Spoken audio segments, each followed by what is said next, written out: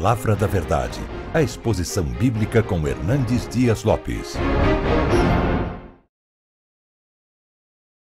O Brasil está vivendo nesta semana a maior festa popular deste país, chamado maior espetáculo da terra, o Carnaval. O Brasil é chamado a terra do Carnaval, o império do samba, a terra da cachaça e do futebol. O Carnaval é conhecido no mundo inteiro e, nesse tempo, turistas do mundo inteiro vêm para assistir esse grande espetáculo. O Carnaval é a festa das máscaras. Algumas pessoas se escondem atrás das máscaras e outras pessoas se revelam através das máscaras. Muitas pessoas que viveram enrustidas o ano inteiro, tendo medo de se apresentar como de fato são, aproveitam esse momento para exporem aquilo que verdadeiramente são.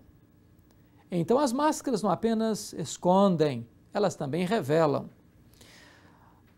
O Carnaval é a festa dos excessos. Excesso de bebida, excesso de exposição do corpo à sensualidade, excesso de imoralidade, porque há um índice altíssimo de infidelidade, de promiscuidade, de transmissão de doenças venéreas, de AIDS e coisas semelhantes. Diríamos que o Carnaval é a festa da sensualidade, como não se vê em nenhum outro lugar do planeta. Mais ainda, eu diria que o Carnaval é a festa do vazio, porque pessoas há que buscam o ano inteiro chegar a essa época para irem para as ruas, para cantar, para pular, para dançar, para beber.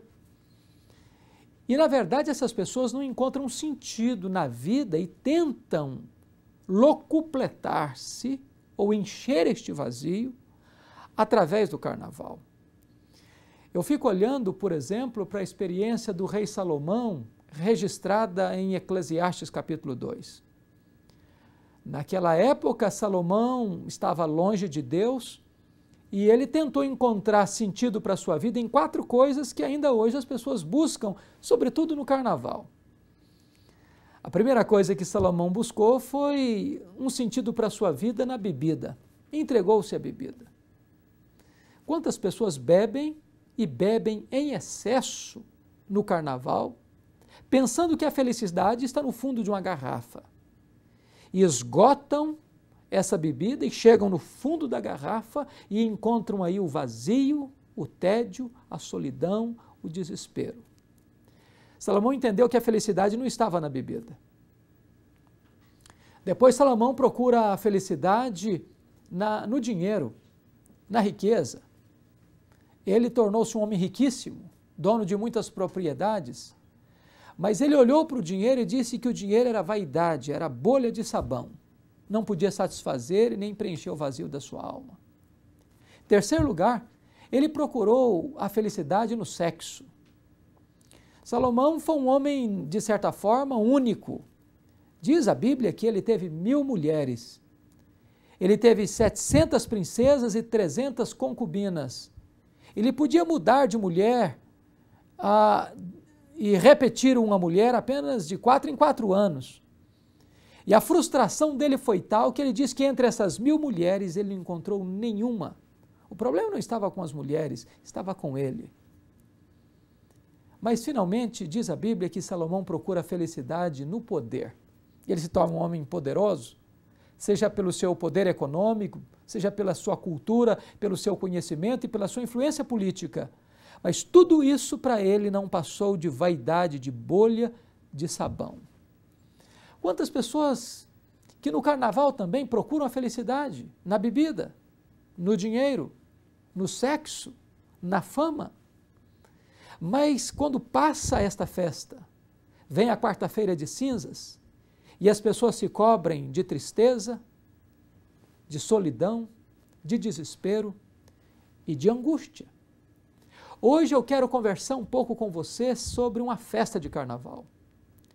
A Bíblia diz que foi uma festa da morte, e eu chamaria de o Carnaval da Morte. Esta festa está registrada no livro de Daniel, capítulo 5. O rei Belsazar, filho de Nabucodonosor, deu uma festa. E ele convidou 1000 pessoas da alta sociedade e deu um grande banquete. E ele regou este banquete com muita bebida. E aqui eu vou encontrar alguns aspectos dessa festa que se assemelham ao carnaval brasileiro. Primeiro, esta foi a festa da embriaguez. Diz o texto que eles beberam e beberam muito. Não só beberam, mas se embriagaram. Que coisa triste é perceber a realidade brasileira nesse tempo do carnaval, que muitas vezes é patrocinado com o dinheiro dos nossos impostos, onde se devota grandes somas de dinheiro, se destina grandes somas de dinheiro para as pessoas se embriagarem, para famílias serem destruídas, para jovens se drogarem, para famílias se desintegrarem. E em nome da festa, em nome da alegria, quantas vidas se arruinam no poço da bebedeira desregrada. Aquela festa de Belsazar foi a festa da embriaguez. Mas em segundo lugar, aquela foi a festa da zombaria. Porque diz o texto que Belsazar mandou trazer os vasos do templo de Jerusalém que o seu pai Nabucodonosor tinha tirado lá do templo de Jerusalém. Eram vasos sagrados, destinados ao serviço de Deus, destinados ao culto. Mas ele, que não tinha temor de Deus, associa com a sua festa pagã e com a sua festa carnal vasos sagrados que deveriam ser usados tão somente no culto divino. E desta maneira ele zomba de Deus, ele zomba da casa de Deus, ele zomba do culto a Deus. E aquela festa foi a festa da zombaria. Quantas vezes, através de letras, através de práticas, através de atitudes, as pessoas também zombam do nome de Deus no carnaval. Zombam do nome de Deus, usando tantas vezes expressões que ofendem a santidade de Deus, que ofendem a obra de Deus e que desagradam ao coração de Deus. Mas em terceiro lugar, a festa de Belsazar foi a festa da idolatria. Porque diz o texto que eles começaram a dar glórias e honras e louvores aos deuses de ouro, de prata, de madeira e de pedra, aos ídolos. É muito interessante que a embriaguez e a sensualidade está profundamente associada com a idolatria. E o carnaval brasileiro está vazado, permeado, invadido e tragado também por este conceito da idolatria.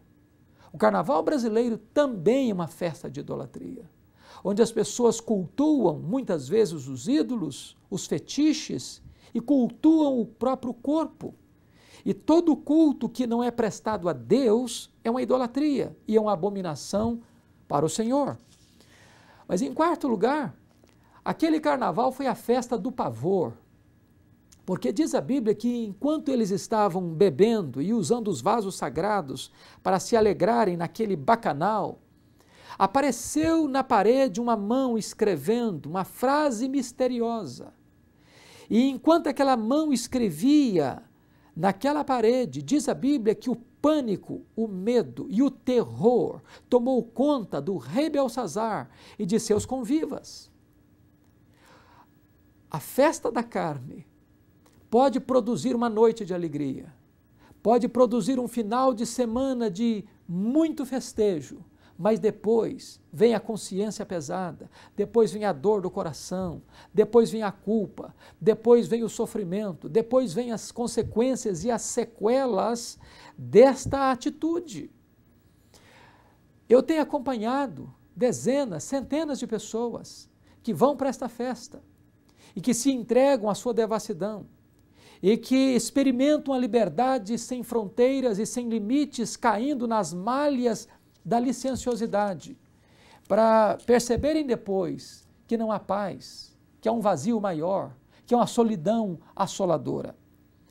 Mas, em quinto lugar, a festa de Belsazar foi o carnaval, a festa do engano.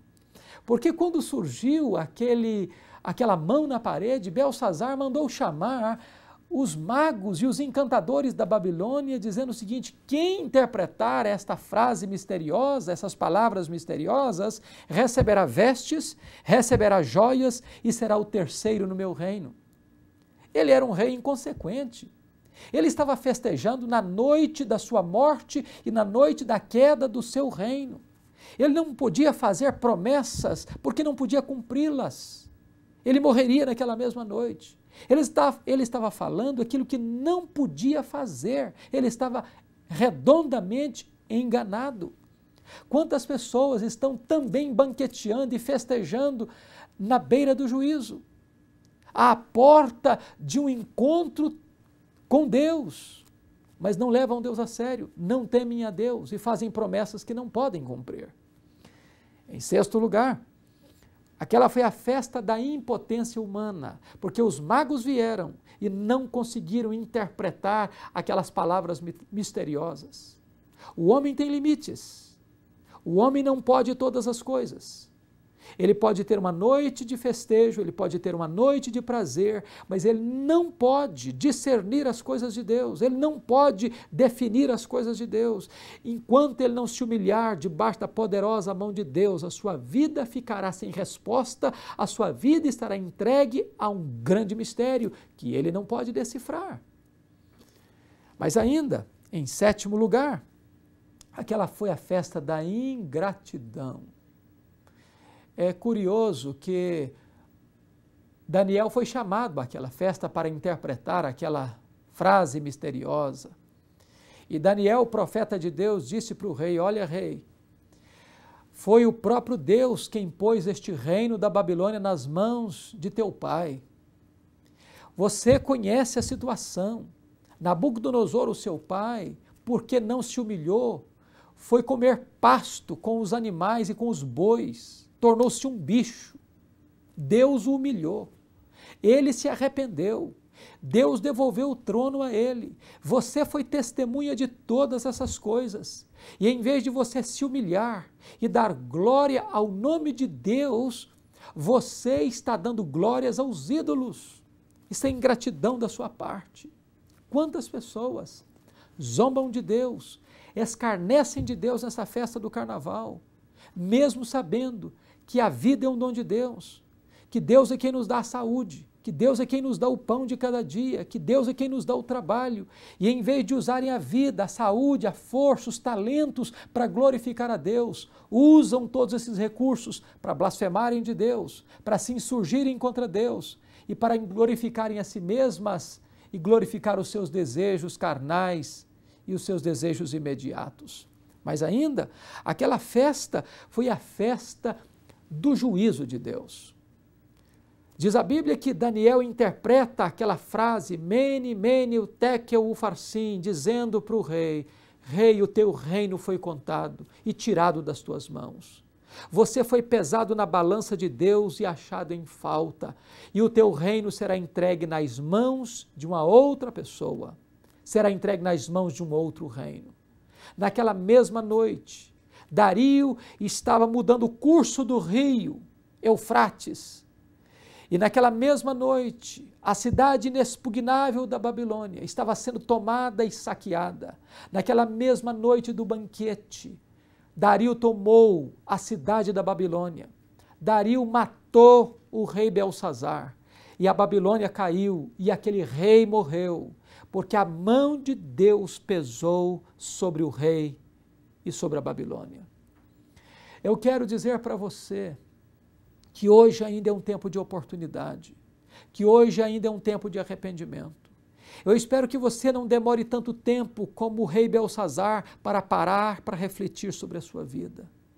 Porque hoje ainda é tempo de você reconhecer que Deus é digno de ser temido, de ser adorado, de ser servido.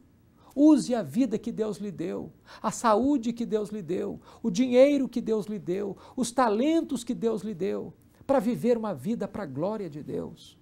Em vez de você viver para os deleites da carne, em vez de você viver para a gratificação dos seus desejos imediatos, viva para Deus, glorifique a Deus.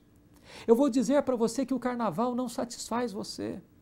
Você vai terminar esse carnaval e chegar na quarta-feira de cinzas e o buraco existencial na sua alma vai estar maior, mais profundo.